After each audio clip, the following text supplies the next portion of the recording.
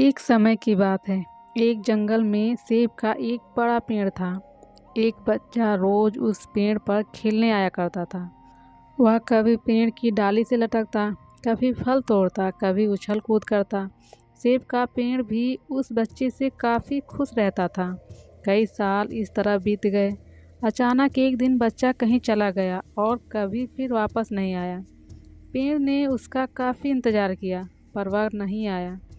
अब तो पेड़ उदास हो गया था। काफ़ी साल बाद वह बच्चा फिर से पेड़ के पास आया, पर वह अब कुछ बड़ा हो गया था। पेड़ उसे देखकर काफ़ी खुश हुआ और उसे अपने साथ खेलने के लिए कहा, पर बच्चा उदास होते हुए बोला कि अब वह बड़ा हो गया है, अब वह उसके साथ नहीं खेल सकता।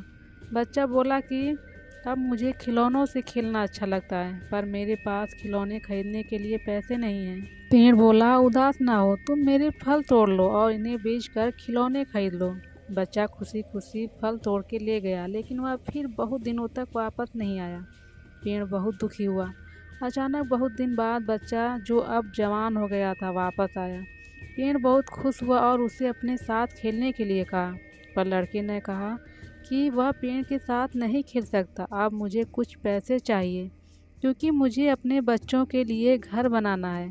पेड़ बोला, मेरी शाखाएं बहुत मजबूत हैं, तुम इन्हें काट कर ले जाओ और अपना घर बना लो। अब लड़के ने खुशी खुशी सारी शाखाएं काट ली और लेकर गया। उस समय पेड़ उसे देखकर बहुत खुश हुआ, लेकिन वह फिर कभी वापस नहीं आया और फिर से वह पेड़ अकेला और उदास हो गया था। अंत में वह काफ़ी दिनों बाद थका हुआ वहाँ आया। तभी पेड़ उदास होते हुए बोला कि अब मेरे पास ना फल है और ना ही लकड़ी, अब मैं तुम्हारी मदद नहीं कर सकता। बूढ़ा बोला कि अब उसे कोई सहायता नहीं चाहिए, बस एक जगह चाहिए जहाँ वह बाकी ज़िंदगी आराम से गुजार सके। पेड़ ने उसे अपनी जड़ों में पनाह दी और बूढ़ा हमेशा वहीं रहने लगा।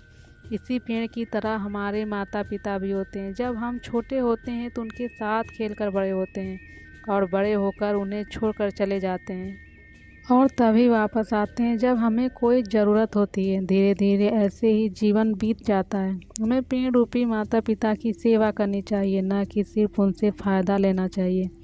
उस पेड़ के लिए वह बच्चा बहुत महत्वपूर्ण था, और वह बच्चा बार बार ज़रूरत के अनुसार उस सेब के पेड़ का उपयोग करता था, ये सेब जानते हुए भी कि वह उसका केवल उपयोग ही कर रहा है।